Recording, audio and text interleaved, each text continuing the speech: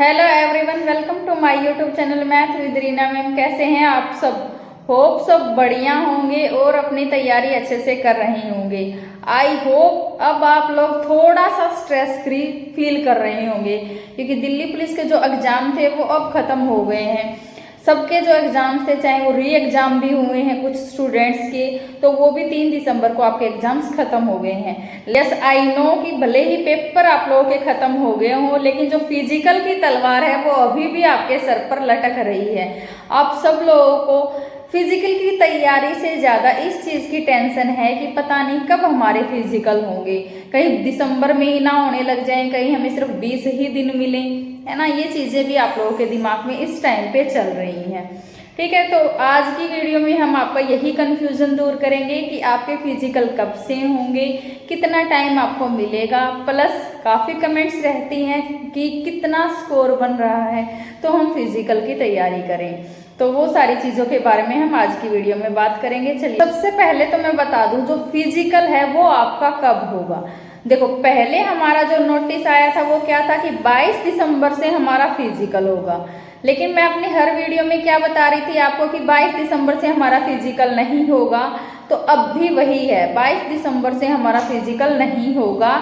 Recruitment cell से मेरे को पता चला है कि 22 दिसंबर का कोई भी शेड्यूल नहीं है, 22 दिसंबर से हमारे फिजिकल्स नहीं हैं।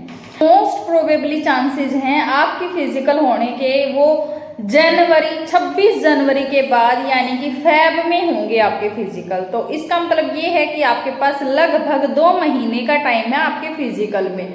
तो 2 महीने का टाइम तो बहुत है, ठीक है, ये बिल्कुल कंफर्म है, चाहे मेरे से लिखवा के ले लो। 22 दिसंबर से आपके फिजिकल नहीं होंगे, बिल्कुल भी नहीं होंगे। प्रोसेस चला था, एसएससी को लेटर गया था 22 दिसंबर का, तो झूठ तो नहीं थी वो बात। लेकिन अब जो आपके फिजिकल हैं फाइनली पोस्टपोन हो गई है वो डेट, उसको कंफर्म कर दिया है रिक्रूटमेंट सेल ने कि 22 दिसंबर से आपके फिजिकल नहीं होंगे। आपके जो फिजिकल हैं वो 26 जनवरी के बाद ही होंगे, ठीक है ना। तो 26 जनवरी से पहले होंगे नहीं, 22 दिसंबर को होंगे। 26 जनवरी के बाद आपके फिजिकल होंगे, चाहे वो 27 से हो, चाहे 28 से हो, चाहे 1 फरवरी से हो, तो उसी टाइम पे आपके फिजिकल होंगे। तो अगर हम आज 5 दिसंबर है हमारी, जैसे अगर 5 दिसंबर का भी लेकर चलते हैं तो लगभग 50 दिन है हमारे पास अपने फिजिकल के लिए।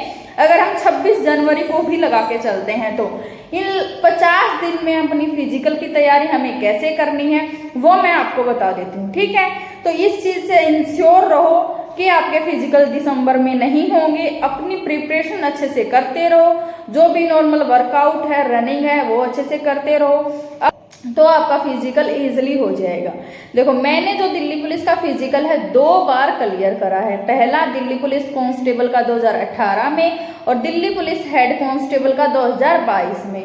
तो मैं आपको अच्छे से बता पाऊंगी अपने एक्सपीरियंस से कि दिल्ली पुलिस का जो फिजिकल है वो कैसे होता है, कितना टफ होता है, चाहे वो गर्ल्स के लिए है चाहे वो बॉयज़ के लिए है, ठीक है। मोस्ट जो फिजिकल होते हैं हमारे वजीराबाद में होते हैं, आप सबको पता है। एक ग्राउंड हमारा एनपीएल का रहता है, एक ग्राउंड हमारा झड़ोदा का रहता है, लेकिन ज़्यादातर बच्चों के जो फिजिकल हैं वो हमारे वजीराबाद में ही होते हैं। बहुत ही कम बच्चों के फिजिकल या तो एनपीएल में होते हैं या झड़ोदा में होते हैं, ठीक है। ये तो होगी ग्राउंड से रिलेटेड बात। उसके बाद क्या रूटीन रखना है आपको अपने फिजिकल की तैयारी के लिए। जब हम किसी भी चीज़ की तैयारी करते हैं तो एटलीस्ट हमें ये तो पता होना चाहिए कि हमारा टारगेट क्या है। तो आप लोगों को पता होगा कि दिल्ली पुलिस की फिजिकल में क्या क्या होता है। अगर नहीं पता है तो मैं आपको बता देती हूँ। दिल्ली पुलिस की फिजिकल में 3 चीज़ें होती हैं। पहली हमारी रेस होती है, दूसरा हमारा लॉन्ग जंप होता है, थर्ड हमारा हाई जंप होता है। ये 3 स्टेज होते हैं हमारे दिल्ली पुलिस के फिजिकल के। सबसे पहले हमारी रेस होती है जिसमें 1600 मीटर की रेस होती है। मेल कैंडिडेट है उनको 6 मिनट का टाइम मिलता है और फीमेल कैंडिडेट्स को 8 मिनट का टाइम मिलता है, ठीक है। सबसे पहले जब हमारी फिजिकल होती है तो सबसे पहले हमारी रनिंग होती है। जैसे ही हम रनिंग को क्वालिफाई करते हैं और रनिंग में हमारा चिप सिस्टम चलता है, पहले रस्से वाला सिस्टम था, अभी फिलहाल चिप सिस्टम है। तो ऐसा है नहीं कि हमें दोबारा चांस मिलेगा, सिर्फ हमें एक ही चांस मिलता है रनिंग में। तो रनिंग हमें एक ही बार में क्वालिफाई करनी है, उसके लिए हमें सेकंड चांस नहीं मिलेगा। जैसे ही हमारी रनिंग क्वालिफाई हो जाती है उसके जस्ट बाद ही हमें लॉन्ग जंप के लिए ले जाया जाता है। उसी ग्राउंड में, वही सेम ग्राउंड रहता है, उसके बाहर से हमारी रनिंग होती है और अंदर हमारा पूरा सेटअप रहता है, चाहे वो लॉन्ग जंप का है, हाई जंप का है, डॉक्यूमेंट वेरिफिकेशन का है और हाइट का है और चेस्ट का है। ये सारे जो सेटअप हैं वो अंदर ही रहते हैं, जो हमारा रनिंग ग्राउंड होता है उसी के अंदर, ठीक है। तो सबसे पहला स्टेज है हमारा रनिंग का। सेकंड स्टेज है हमारा लॉन्ग जंप का। लॉन्ग जंप में हमें 3 चांसेस मिलते हैं। मान लो अगर हमारा पहले ही चांस में हमारा लॉन्ग जंप क्लियर हो जाता है तो हमें बाकी के 2 चांस की जरूरत नहीं है, लेकिन मान लो पहले उसमें ट्राई में नहीं होता तो सेकंड और थर्ड चांस, 3 चांस हमें मिलते हैं लॉन्ग जंप में। लॉन्ग जंप हमारा बॉयज के लिए तो है 14 फीट और लड़कियों के लिए मांगते हैं 10 फीट, ठीक। और उसके बाद जैसे ही हम लॉन्ग जंप के लिए क्वालिफाई हो जाएंगे उसके जस्ट बाद हमें हाई जंप के लिए ले जाया जाता है। जो कैंडिडेट्स लॉन्ग जंप में क्वालिफाई होते हैं सिर्फ उन्हीं को मौका मिलता है हाई जंप के लिए। हाई जंप हमारा 3-9 मेल कैंडिडेट के लिए होता है और 3 फीट हमारा गर्ल्स कैंडिडेट यानी कि फीमेल कैंडिडेट्स के लिए होता है। जैसे ही हमारी ये 3 स्टेज क्लियर हो जाती हैं, हमारी रनिंग हो जाती है, लॉन्ग जंप हो जाता है और हाई जंप हो जाता है, उसके जस्ट बाद हमें हाइट मेजरमेंट के लिए ले जाया जाता है। हमारी हाइट है वो 157 सेंटीमीटर फीमेल कैंडिडेट्स के लिए है और 170 सेंटीमीटर मेल कैंडिडेट्स के लिए है। उसमें भी कुछ रिलैक्सेशन है, वो मैंने आपको बता रखा है। जैसे ही हमारी हाइट मेजरमेंट हो गया उसके जस्ट बाद हमारा डॉक्यूमेंट वेरिफिकेशन होता है। ये सबसे मेन चरण है हमारा फिजिकल का, क्योंकि यहाँ पे जो मोस्टली कैंडिडेट्स हैं जो बाहर होते हैं वो किस वजह से होते हैं वो मैं आपको बताती हूँ। देखो 10th और 12th की सर्टिफिकेट हमारी वहाँ पे ओरिजिनल चेक की जाती हैं और फोटोकॉपी जमा होती हैं, प्लस जो हमारी सेंटर की ओबीसी, चाहे वो जो ओबीसी कैंडिडेट्स हैं उनके लिए मैं बता रही हूँ, जो ओबीसी कैंडिडेट्स हैं उनको सेंटर और स्टेट दोनों की ओबीसी चाहिए होती है। तो अगर आपने नहीं बनवाई है तो अब बनवा लो आप। डॉक्यूमेंट वेरिफिकेशन में आपको दोनों ही सर्टिफिकेट्स चाहिएंगे। उसके बाद जो SC ST का कैंडिडेट्स हैं उनको अपनी SC या ST की वो सर्टिफिकेट देनी होती है, हमारी डोमिसाइल जमा होती है और उसके बाद जो सबसे मोस्ट इम्पोर्टेंट है मेल कैंडिडेट्स के लिए लाइसेंस। आपका लाइसेंस उस टाइम पे ही जमा होता है, उसी टाइम पे चेक किया जाता है। अगर आपके पास वैलिड लाइसेंस नहीं है, चाहे भले ही आपने चारों स्टेज क्लियर कर दिए, हाइट वाला भी, चेस्ट वाला भी, रनिंग वाला भी, लॉन्ग जंप, हाई जंप, लेकिन अगर आपके पास लाइसेंस नहीं है तो आप डिस्क्वालीफाई हो जाओगे फिजिकल के टाइम पे ही, ठीक है। हाँ, एक चीज है, अगर आपके डॉक्यूमेंट्स में कोई छोटी मोटी चीज की कमी है तो आपको 1 वीक का टाइम दिया जाएगा क्लियर करने के लिए। विद इन वीक अगर आप उसको जमा करवा देते हो, क्लियर करवा देते हो, तो आपका जो फिजिकल है वो क्वालिफाई माना जाएगा, ठीक है। तो इस चीज को भी ज्यादा पैनिक नहीं लेना है कि अगर मान लो उस टाइम पे हमारे डॉक्यूमेंट्स कंप्लीट नहीं होते हैं तो क्या हम डिस्क्वालीफाई हो जाएंगे। डिस्क्वालीफाई नहीं होंगे, हमें 1 वीक का टाइम मिलेगा। अगर आप अपने डॉक्यूमेंट्स जमा करवा देते हो तो आपका फिजिकल क्लियर हो जाएगा, ठीक है। तो मैंने आपको फिजिकल की डेट के बारे में बता दिया, फिजिकल के प्रोसेस के बारे में बता दिया। अब बात करते हैं कि फिजिकल की स्ट्रेटेजी आपकी क्या होनी चाहिए, किस तरीके से अब आप अपनी तैयारी कर सकते हो। जैसा कि मैंने आपको बताया, मैंने दिल्ली पुलिस का फिजिकल 2 बार क्लियर करा है। कोई ज़्यादा हार्ड फिजिकल है नहीं, हमने बात कर ली कि फिजिकल में क्या क्या होगा। तो इसके लिए सबसे जो ज़रूरी है वो है हमारी रनिंग। रनिंग आपकी अच्छी होनी चाहिए। तो रनिंग की जब आप अपना प्रैक्टिस करना स्टार्ट करते हो, जो मेरा रूटीन था वो मैं आपको बता देती हूँ। जैसे ही मैंने रनिंग की प्रैक्टिस स्टार्ट करी तो सबसे पहला जो मेरा रूटीन था वो यही था कि कम से कम मान लो जैसे 8 मिनट मेल कैंडिडेट्स को है और 6 मिनट फीमेल कैंडिडेट्स को है, क्योंकि जब पहले हम फिजिकल करना स्टार्ट करते हैं तो शुरू में हमें दिक्कतें आती हैं, सांस फूलना, थकावट महसूस होना और मन नहीं करना फिजिकल करने का। ये चीज़ें नॉर्मल है, सबके साथ होती हैं। स्टार्टिंग के जो 5 से 6 दिन होते हैं उसमें सिर्फ मैं इतना कोशिश करती थी, मान लो मेरे को 6 मिनट रनिंग करना है, वहाँ पे है ना 6 मिनट में मेरे को 1600 मीटर करना है। तो पहले मैं नहीं नापती थी कि 1600 मीटर मेरा होगा कि नहीं होगा, मैं सिर्फ 6 मिनट तक सिर्फ 6 मिनट तक रनिंग का ट्राई करती थी कि कंटिन्यू बिना रुके मैं 6 मिनट तक रनिंग कर लूँ। आप भी ऐसे ही करो कि 6 मिनट, चाहे वो मेल कैंडिडेट है तो 8 मिनट, कम से कम 8 मिनट तक आप बिना रुके रनिंग कर सको। जैसे ही 5 से 6 दिन निकल जाए कि आपके हाँ सांस जम गए कि हाँ आप 6 मिनट या 8 मिनट तक कंटिन्यू रनिंग कर सकते हो, उसके बाद देखना आप अपना पूरा डिस्टेंस मेजरमेंट करना कि हाँ अब मेरे को 1600 मीटर की तैयारी करनी है, कि हाँ अब मेरे को 1600 मीटर की रनिंग है हमारे उसमें फिजिकल में, तो उसका पूरा डिस्टेंस नाप लो कि हाँ यहाँ तक आपकी 1600 मीटर बन जाती है। उसके बाद आप टाइमर लगा के रनिंग करना स्टार्ट कर दो। मान लो आपका टाइम 1 मिनट या 2 मिनट ऊपर जा रहा है टाइम से, चलो आपकी जो 1600 मीटर है 8 मिनट में हो रहा है, तो पैनिक नहीं होना, धीरे धीरे अपना 10-10, 20-20 सेकंड पर डे के हिसाब से कम करते जाओ।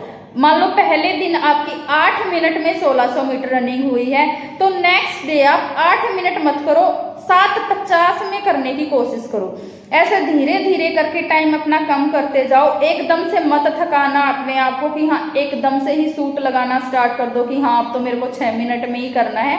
बहुत धीरे धीरे आराम आराम से, जिससे आपका कहीं पे भी कोई भी क्रैक ना आए, पैरों में कहीं पे भी किसी अदर पार्ट में बॉडी के, क्योंकि आपको इस टाइम पे फिजिकली फिट रहना बहुत जरूरी है, मेंटली फिट रहना बहुत जरूरी है, इम्यूनिटी सिस्टम स्ट्रांग होना जरूरी है। तो वो सारी चीज़ों का ध्यान रखो, खाने पीने का ध्यान रखो, कोई इंजरी ना हो जाए इस चीज़ का ध्यान रखो। तो जो रेस है उसको बिल्कुल थोड़ा धीरे धीरे, बहुत ही इजी वे में लेकर बिल्कुल स्मूथली उसको जो टाइम है उसको मैच करते जाओ। जैसे जैसे आप 10-10 सेकंड, मान लो उसके बाद 20 सेकंड कम करना शुरू कर दो, 30 सेकंड कम, तो ऐसे करके जो आपकी रनिंग है वो ठीक हो जाएगी। अगर आपके ग्राउंड पे 5.5 मिनट में रनिंग पूरी हो जाती है तो ही आप अपने आप को श्योरिटी रखो कि हाँ मेरा फिजिकल हो जाएगा, क्योंकि जब वहाँ पे जाते हैं तो थोड़ा सा स्ट्रेस रहता है उस टाइम पे, तो स्ट्रेस में इतना अच्छा परफॉर्म नहीं कर पाते। तो जब आप ग्राउंड पे प्रैक्टिस कर रहे हो उस टाइम पे कोशिश करो कि जो आपकी रनिंग है 5.5 मिनट में कंप्लीट हो जाए। ठीक है, 5.5 मिनट में कंप्लीट हो जाए, इस चीज की प्रैक्टिस करो। और जो गर्ल कैंडिडेट है सेम ऐसे ही 7 मिनट की प्रैक्टिस करो। जब आप 7 मिनट की प्रैक्टिस करोगे तो वहां ग्राउंड में आपकी 8 मिनट में हो जाएगी रेस। ठीक है, उसके बाद रह गया हमारा लॉन्ग जंप और हाई जंप। सबसे ज्यादा बच्चों को जो टफ लगते हैं वो है long jump, sorry high jump. High jump का लेकर आपके काफी कमेंट्स आ रहे हैं कि हाई जंप की तैयारी कैसे करें। लॉन्ग जंप तो जिसकी रनिंग अच्छी है इजीली निकाल लेते हैं, सिर्फ आपको फाउल का ध्यान रखना होता है। अगर आपने फाउल कर दिया तो वो क्वालिफाई नहीं माना जाएगा। मान लो 3 चांस मिले, तीनों ही बार आपने जो है उसको फाउल कर दिया। लॉन्ग जंप में स्पेशली आपको सिर्फ फाउल का ध्यान रखना है, फाउल आपको नहीं करना। अगर आपने फाउल कर दिया, तीनों ही चांस में फाउल कर दिया, तो आप डिस्क्वालीफाई हो जाओगे। तो जब आप लॉन्ग जंप की प्रैक्टिस कर रहे हो स्पेशली सिर्फ फाउल का ध्यान रखो, लॉन्ग जंप आपका इजीली लग जाएगा। अगर आपका रेस अच्छे से हो गई ना तो लॉन्ग जंप में कोई दिक्कत नहीं आएगी। 4-5 दिन भी प्रैक्टिस करोगे ना तो लॉन्ग जंप इजीली हो जाएगा आपका। और इस टाइम पे जब आप प्रैक्टिस कर रहे हो, इस टाइम पे सिर्फ 1 से 2 ही जंप एक दिन में लगाना। अभी से इंजरी करना बिल्कुल भी मत कर लेना कि अभी से इंजरी कर लो, एक दिन में 10-10, 12-12 जंप लगाना स्टार्ट कर दो। शुरू में सिर्फ रनिंग की प्रैक्टिस करो, 1 वीक तक सिर्फ अपने जो शरीर है इसको उस चीज में ढाल लो जो आप रूटीन, क्योंकि आप में से बहुत सारे बच्चे ऐसे नहीं होंगे जो डेली एक्सरसाइज करते हैं, डेली रनिंग करते हैं। काफी बच्चे ऐसे हैं जो बिगनर्स हैं, सीधा फिजिकल की ही तैयारी करना स्टार्ट करेंगे। तो एक बार अपने शरीर को उस फिजिकल एक्टिविटी में ढाल लो, उसके बाद ही जंप की प्रैक्टिस करना। फर्स्ट डे पे कोई भी बच्चा जंप की प्रैक्टिस नहीं करेगा, सिर्फ 1 वीक तक आपको रनिंग की प्रैक्टिस करनी है, उसके बाद ही आपको जंप की प्रैक्टिस करनी है।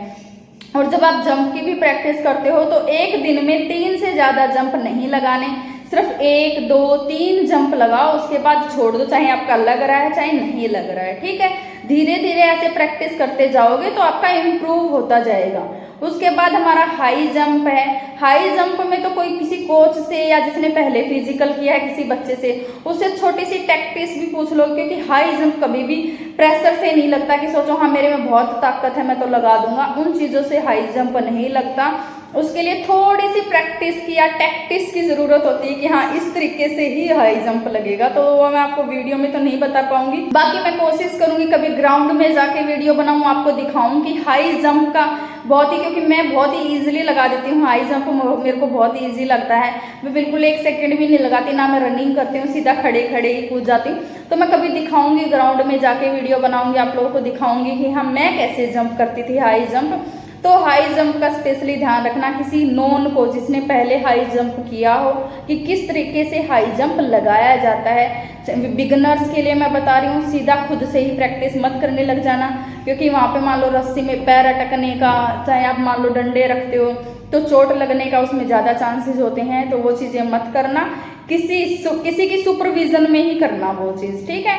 तो ये चीज़ें हैं अपने फिजिकल में। फिजिकल के लिए आपके पास 2 महीने का टाइम है, अच्छे से प्रैक्टिस करो, अपने आप को मेंटली फिजिकली प्रिपेयर करो उस चीज़ के लिए।